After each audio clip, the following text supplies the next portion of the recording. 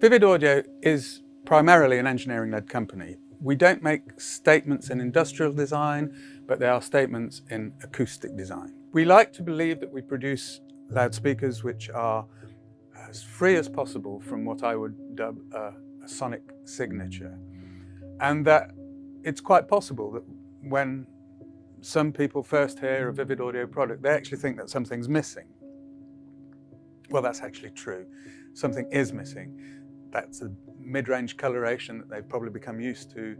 Vivid's origins go back really to the period immediately following the creation of the Nautilus loudspeaker. I spent some time working on magnet design using finite element analysis, and we ended up with a set of drivers which really were appreciably better in performance terms, but at that time I really intended to put them into a studio monitor.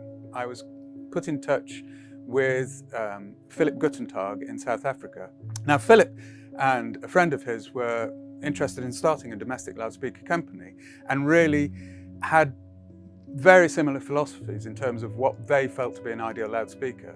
It was only natural that we should work together. And as I said at the outset, we aim to produce the clearest possible window on the original performance, and I'd like to believe that we've achieved that.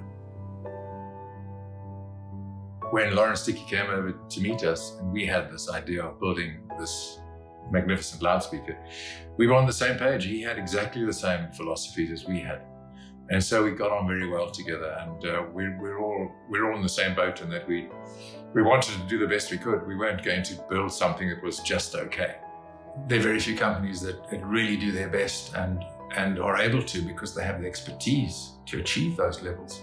We had the expertise because we had Lawrence Dickie. And so he led us in the research that he needed to do to finalize these designs.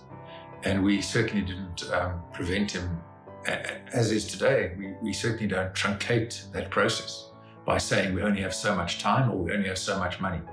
You know, if Lawrence Dickie wants to pursue a certain project, he pursues that project, and it takes as long as it takes, and it costs as much as it costs.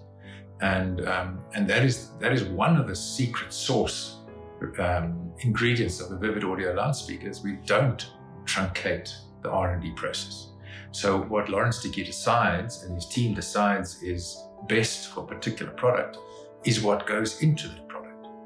And we see so many of our competitors that have great research and development teams, and yet when the research and development team has prescribed a certain design, the actual design that reaches the market is very different for mainly financial reasons. That doesn't happen in Vivid Audio. We don't truncate the engineering design process at all. Because of the shape of our loudspeakers, it's very difficult to automate this process. So everything is handmade. So we make everything in-house, including the cones and the domes and the surrounds nowadays as well. And what that allows us is to have absolute control on the quality of the final product.